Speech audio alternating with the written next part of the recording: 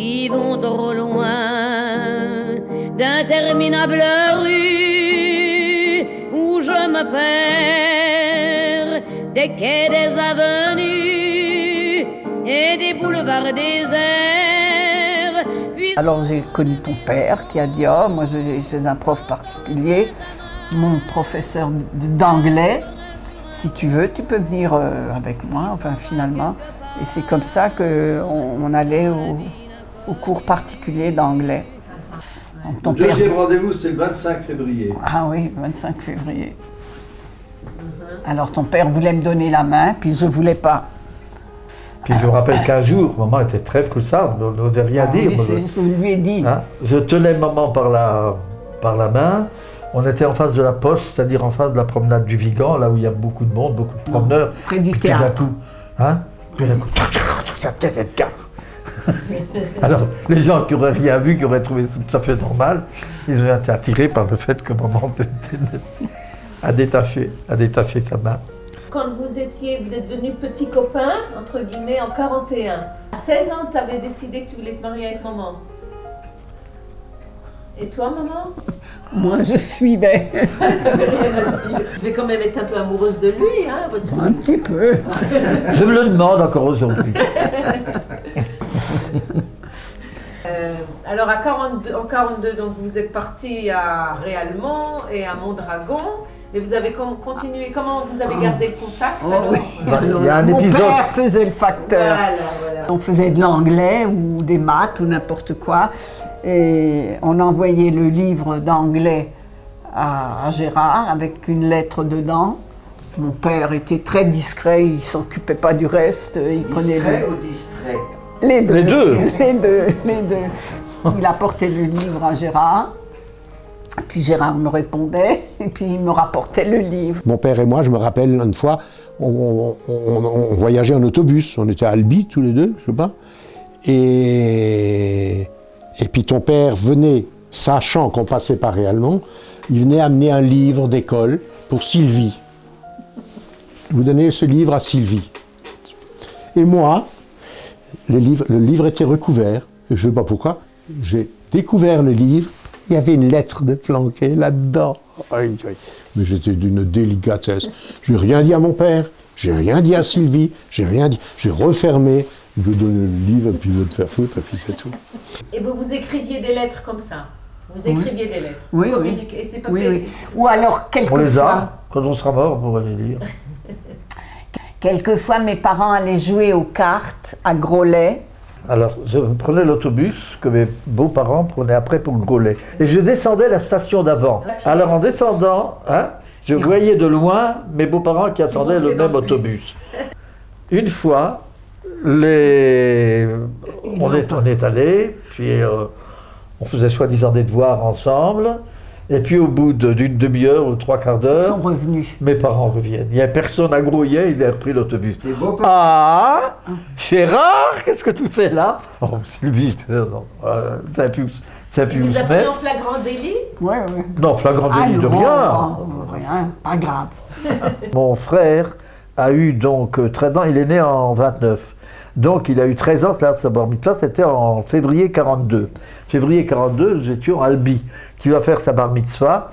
Et alors le livre, le sidour qu'on avait à l'époque, c'était le sidour de ma grand-mère, ou je ne sais pas si c'était le nôtre. À la fin du sidour, il y avait les notes d'État Abim. Oui.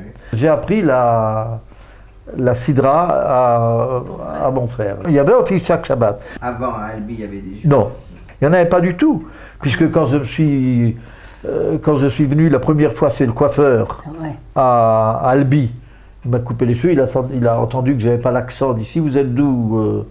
Vous êtes réfugié d'où? D'Alsace-Lorraine? Oui. Puis, je ne sais pas, vraiment, il me dit, vous êtes catholique? Alors, non, c'est peut-être toi qui as dit. Hein? Je lui dis non, je suis juif. Il arrête de me couper les cheveux, il a son ciseau, il arrête. Puis il me regarde. Tu es juif, toi? Je dis oui, pourquoi? Putain de sort, moi qui croyais que les juifs c'était comme des Indiens qui me touchent.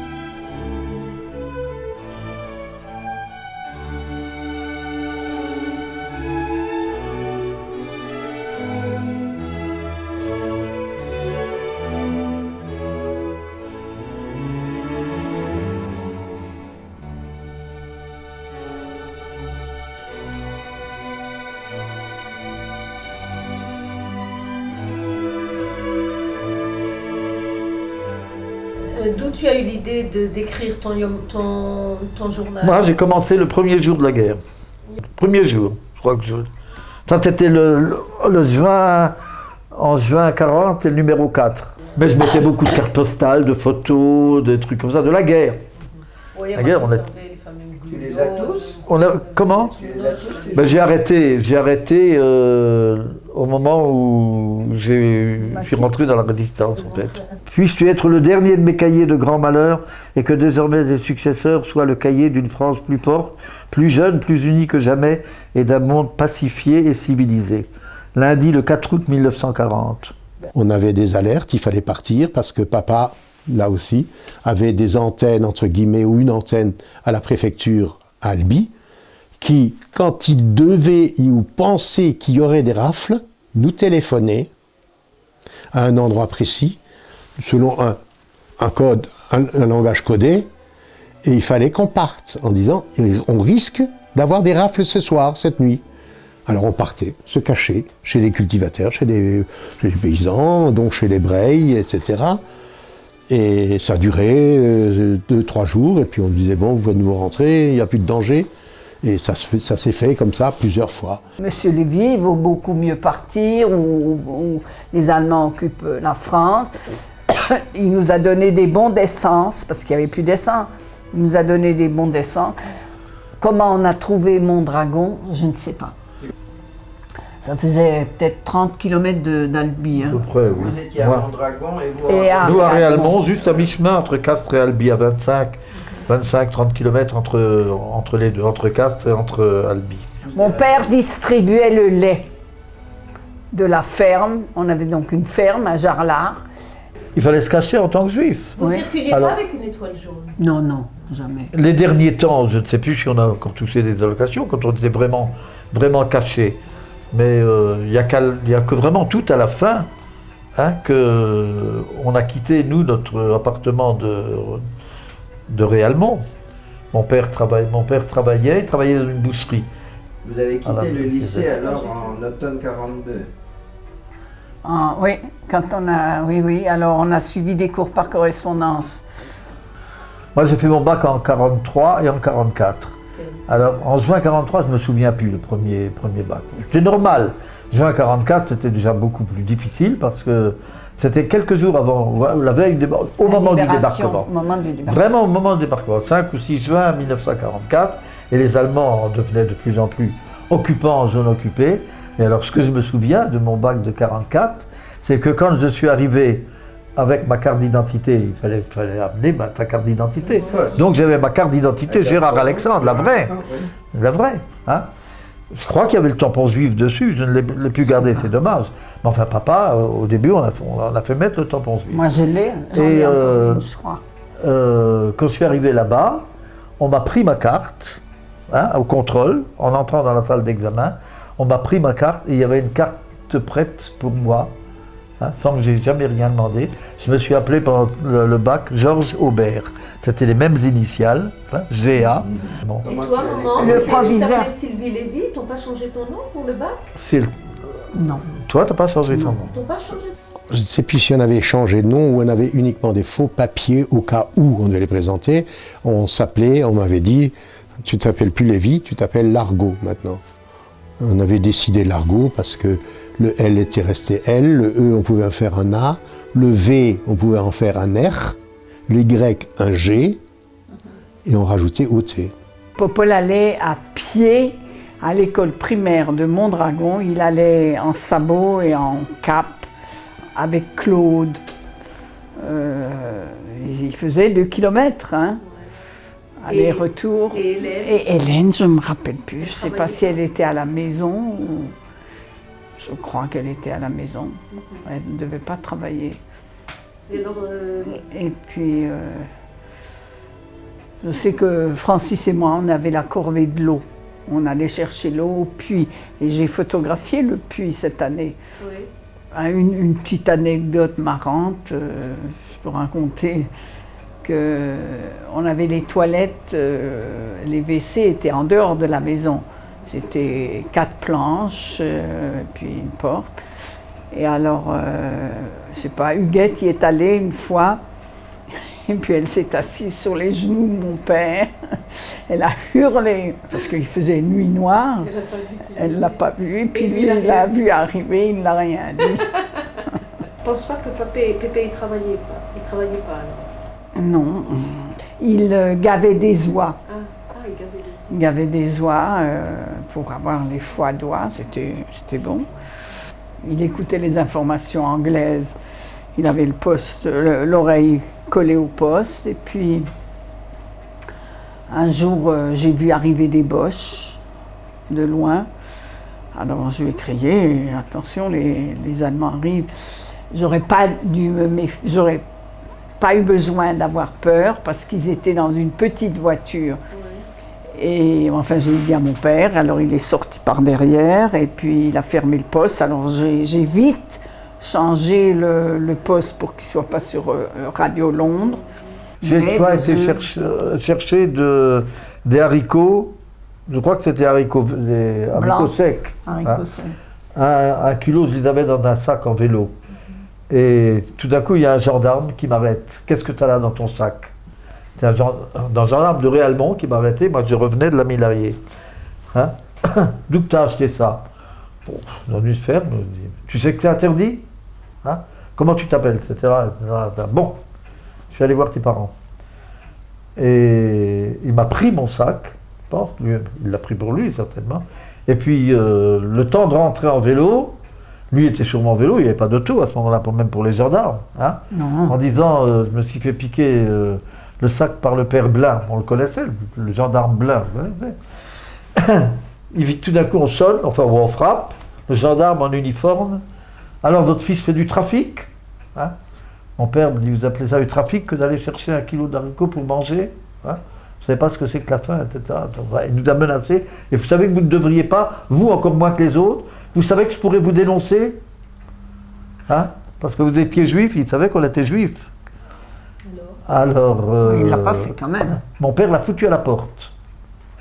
En disant, allez me dénoncer si vous voulez, parce que je crois qu'il l'a injurié. Et à la fin de la guerre, on se retrouvera. En août 42, juillet-août 42, j'ai fait comme moniteur ma première colonie de vacances. Je venais d'avoir 17 ans. Et alors en 43, j'ai été repris comme moniteur. Alors à la colonie voisine de Murat, c'était à Gijounet. À Gijounet, le directeur de Gijounet, c'était M. Borel.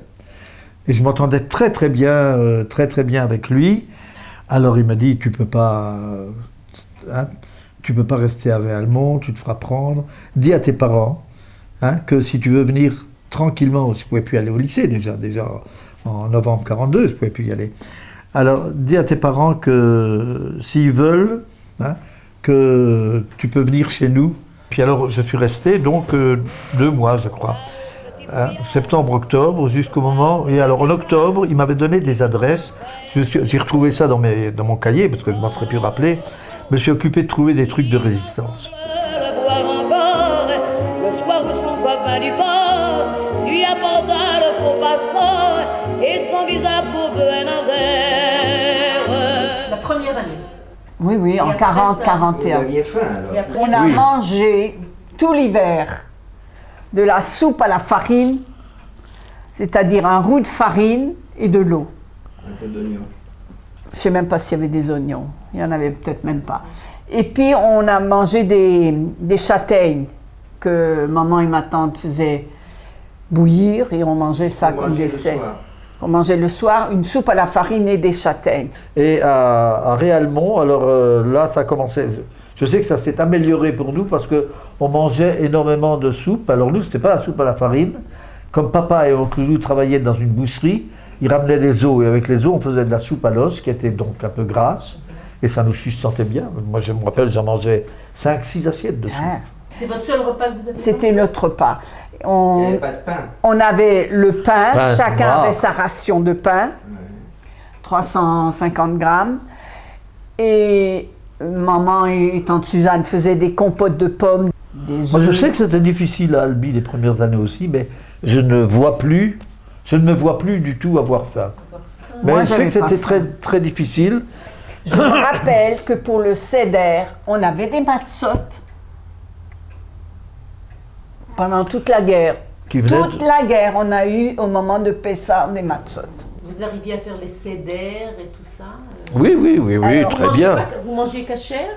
Non, il n'y avait pas de viande. Vous avez pas Non, Et maman cachérisaient toujours la viande. cachérisé la viande, qui n'était pas Bah, achetée sûrement. cachère, mais elle l'a cachérisée. Bah, ma elle mère, en avait ma pas. mère Et sûrement ta aussi. mère? Ouais. On cachérisait même le lapin, je crois. On mangeait du lapin. Non, ça m'étonnerait. Pour les fêtes, on louait l'hôtel Chiffre. Il y avait une grande salle. L'hôtel qui a été après occupé par la Gestapo quand les Allemands ont occupé Le sud. la zone sud. Mais on célébrait toutes les fêtes. On avait un bon chazan, c'est celui d'elle, Ah, je crois, oui. qui était là. Oui.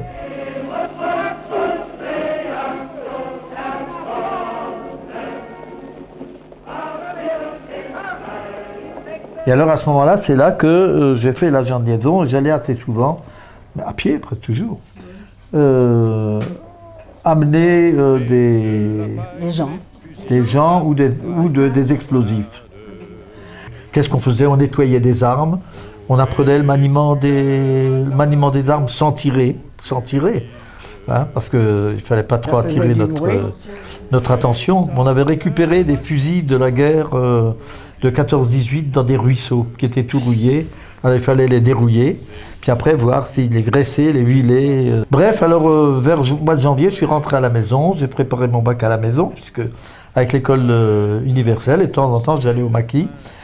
J'ai amené comme ça des explosifs que j'ai été chercher à la mine voisine de Réalmont, et je les ai cachés sous mon matelas.